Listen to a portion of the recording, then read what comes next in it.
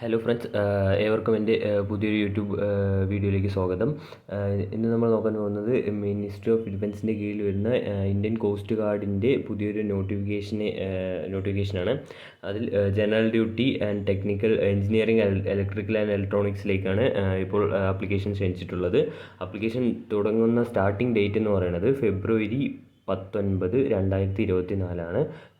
Application സ്വീകരിക്കുന്ന last date എന്ന് പറയുന്നത് March 6, 2024.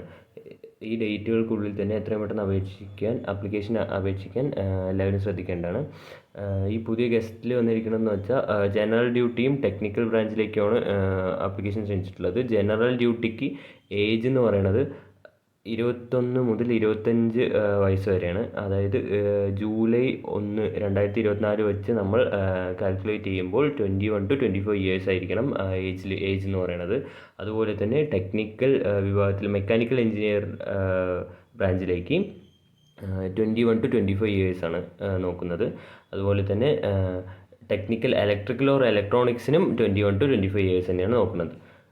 എഡ്യൂക്കേഷൻ ക്വാളിഫിക്കേഷൻ എന്ന് പറയുകയാണെങ്കിൽ ജനറൽ ഡ്യൂട്ടിക്ക് ഒരു 60% അഗ്രിഗേറ്റ് മാർക്കുള്ള ഒരു ഡിഗ്രി ഹോൾഡ് ചെയ്തിരിക്കണം. അത് നമ്മുടെ എഞ്ചിനീയറിംഗ് ഡിഗ്രി എന്ന് പറഞ്ഞിട്ടുള്ള ഏതെങ്കിലും ഡിഗ്രി എന്ന് പറഞ്ഞിട്ടുള്ളൂ 60% ഉണ്ടാവണം. അതുപോലെ തന്നെ +2-ൽ ഫിസിക്സ്, മാത്തമാറ്റിക്സ് പഠിച്ചിരിക്കണം എന്നാണ് പറയപ്പെടുന്നത്.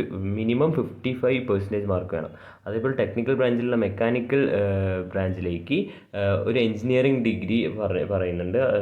ഒരു naval architecture, mechanical or marine or automotive, mechatronics, industrial production or metallurgy or design or aeronautical or aerospace with minimum 60%. ഈ പറഞ്ഞിരിക്കുന്ന ഏതെങ്കിലും ഒരു സ്ട്രീമിൽ നമുക്കൊരു എഞ്ചിനീയറിംഗ് ഡിഗ്രി ഉണ്ടായിരിക്കണം. മിനിമം 60% അഗ്രിഗേറ്റ് മാർക്ക് വേണമെന്നാണ് പറഞ്ഞിരിക്കുന്നത്. അതും അതല്ലെങ്കിൽ ഓർ ഇക്വലൻറ്റ് ക്വാളിഫിക്കേഷനോടുകൂടിയുള്ള ഡിസിപ്ലിൻസിൽ section A or section B associate membership examination എഴുതിയിട്ടുള്ളവരായിരിക്കണം.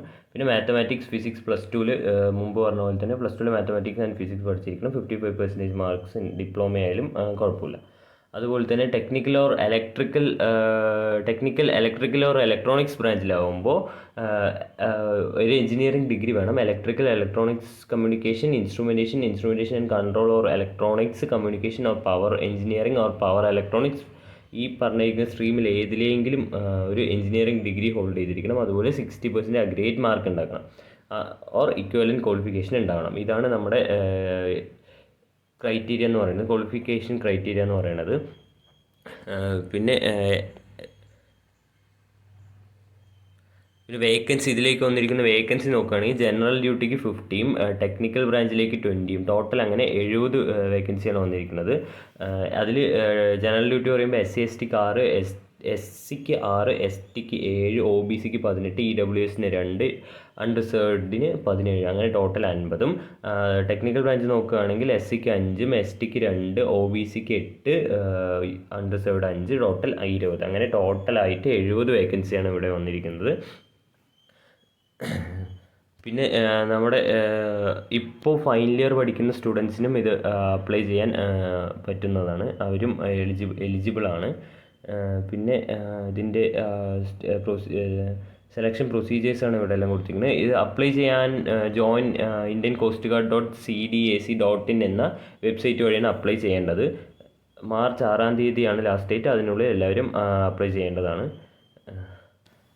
Friends, എൻ്റെ യൂട്യൂബ് ചാനൽ ആദ്യമായിട്ട് കാണുന്നവരാണെങ്കിൽ എന്നെ സബ്സ്ക്രൈബ് ചെയ്ത് സപ്പോർട്ട് ചെയ്യാൻ മറക്കരുത്. And share my videos four further updates. Thank you.